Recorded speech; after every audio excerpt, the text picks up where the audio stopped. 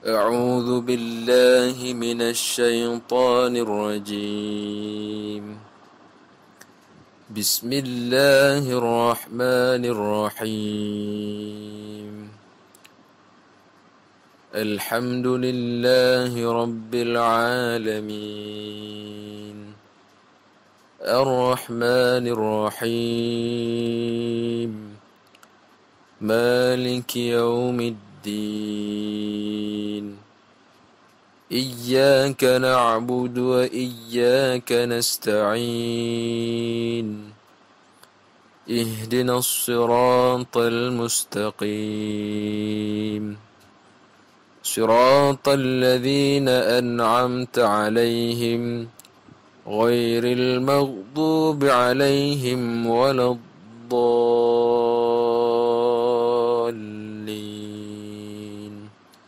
صدق الله العظيم.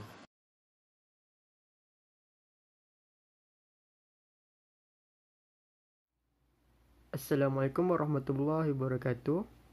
Seterusnya saya akan menerangkan kesalahan-kesalahan pembacaan surah Al-Fatihah yang sering dilakukan. Saya mulai dengan bacaan pada ayat pertama iaitu Basmalah. Pembacaan Basmalah ini amat meluas, tetapi saya ingin memetik beberapa kesalahan yang sering dilakukan. Kesalahan yang pertama ialah sebutan ba tidak kuat dan jelas. Sebutan ba perlu dibaca jelas kerana ia bersifat syiddah, iaitu tertahan. Contoh bacaan yang betul ialah bis. Seterusnya, kesalahan yang kedua pada ayat yang pertama ialah baris pada huruf ba iaitu kasrahnya sering dibaca miring seperti Bismillah. Ini adalah satu contoh bacaan yang salah. Contoh bacaan yang betul ialah Bismillah.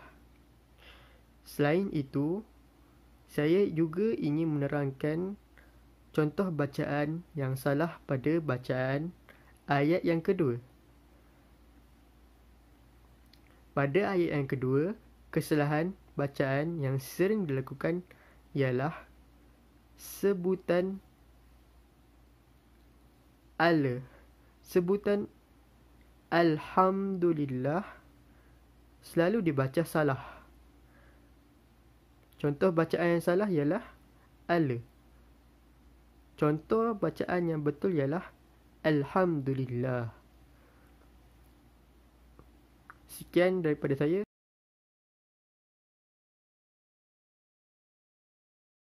Kesalahan membaca Al-Fatihah seterusnya iaitu pada ayat yang kelima, Iyyaka na'budu wa iyyaka nasta'in. Kebanyakan orang tersalah baca di bahagian ayat wa iyyaka nasta'in. Kebanyakan orang menyebut huruf so iaitu menjadi wa iyyaka nasta'in, salah huruf so. Sepatutnya wa iyyaka nasta'in.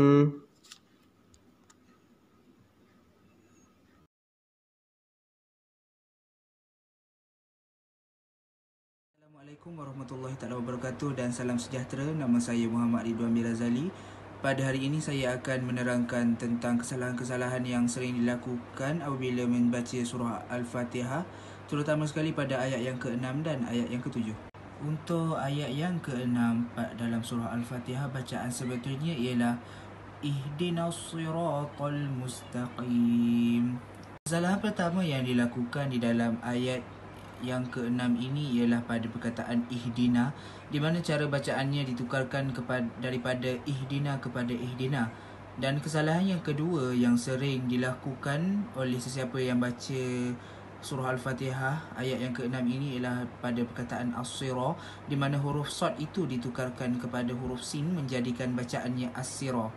Bagi kesalahan yang terakhir di dalam ayat ini yang sering dilakukan ialah pada perkataan al-mustaqim, di mana huruf qaf itu ditukarkan kepada huruf kaf menghasilkan bunyi al-mustaqim. Bagi ayat yang seterusnya iaitu ayat yang ke-7, bacaan yang betul adalah berbunyi siratal ladzina an'amta 'alaihim ghairil maghdubi 'alaihim waladdallin. Kesalahan pertama yang mungkin dilakukan di dalam ayat ini ialah pada perkataan an'amta, di mana huruf ain itu ditukarkan kepada huruf alif yang menghasilkan bunyi an'amta. Dan kesalahan yang kedua yang dilakukan di dalam ayat ini ialah pada perkataan al-maghdu, di mana maghdu itu ditukarkan kepada maghdu. Dan kesalahan yang ketiga ialah pada perkataan alaihim, ain itu ditukarkan kepada alif menghasilkan bunyi alaihim.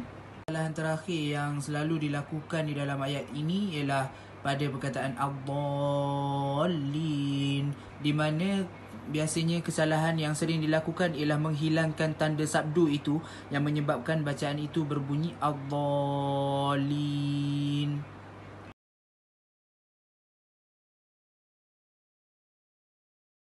Assalamualaikum warahmatullahi wabarakatuh. Jadi saya akan kembali kepada poin yang seterusnya, iaitu dalam kesalahan membaca Al-Quran, khususnya surah Al-Fatihah yang sering kita lakukan. Jadi kali ini kesalahan yang kita sering lakukan ialah pada ayat yang terakhir, iaitu ayat ke-7, kalimah yang terakhir, iaitu kalimah waladdallin.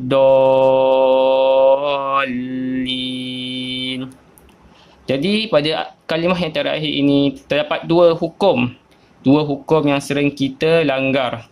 Yang pertama, hukum mad lazim kalimi musaqqal, dan juga yang kedua, hukum mad arid li sukun. Jadi apakah hukum mad tersebut?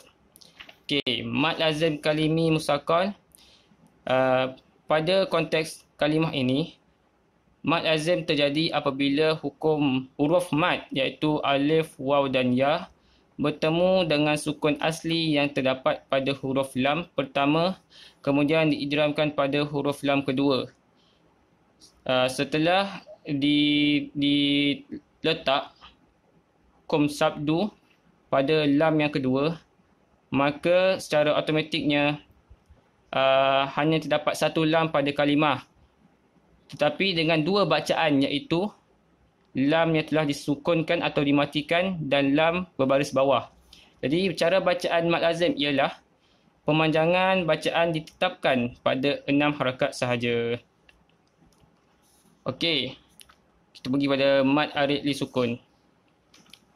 Okey, mad arid li sukun terjadi apabila huruf mad alif, waw dan ya bertemu dengan huruf yang berbaris dalam satu kalimah, tetapi apabila berada di akhir ayat atau wakaf, bacaan berbaris menjadi mati atau sukun. Jadi cara bacaannya, harakat yang dibolehkan ialah 2, 4 dan 6. So saya akan demo macam mana bacaan ayat kalimah yang terakhir ini. Okey. Bismillahirrahmanirrahim. Waladdallin.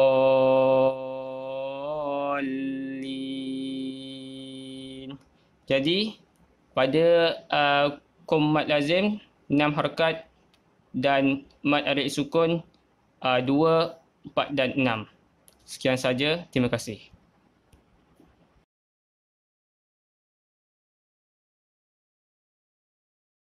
Okey, bismillahirrahmanirrahim. Assalamualaikum warahmatullahi wabarakatuh dan selamat bercuti. Okey. Sebelum kita pergi kepada cara bacaan surah Al-Fatihah dengan betul, kita pergi dulu kepada fadilat dan adab membaca surah Al-Fatihah. Okey, surah Al-Fatihah ni adalah pembuka Alkitab yang diturunkan dari pembendaharaan di bawah Arash dan merupakan doa yang paling mustajab.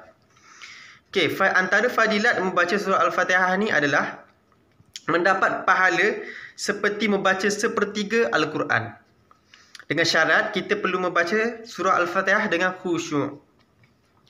Seterusnya adalah mengamalkan pembacaan Al-Fatihah saat hendak tidur. Diikuti dengan surah Al-Ikhlas sebanyak 3 kali, surah Al-Falaq dan surah An-Nas. InsyaAllah akan aman, tenteram dan terhindar daripada gangguan syaitan. Dan last sekali untuk fadilat membaca surah Al-Fatihah adalah membuka pintu rezeki dan mempermudahkan segala urusan. Seterusnya kita pergi kepada adab membaca Al-Fatihah. Adab membaca Al-Fatihah ni sama sahaja seperti membaca Al-Quran. Okey, antara adab membaca Al-Fatihah adalah memilih lokasi yang bersih, membersihkan mulut ketika hendak membaca Al-Fatihah, dan yang terakhir adalah khusyuk dan merenung makna dalam solat. Okey, sekian saja. Terima kasih.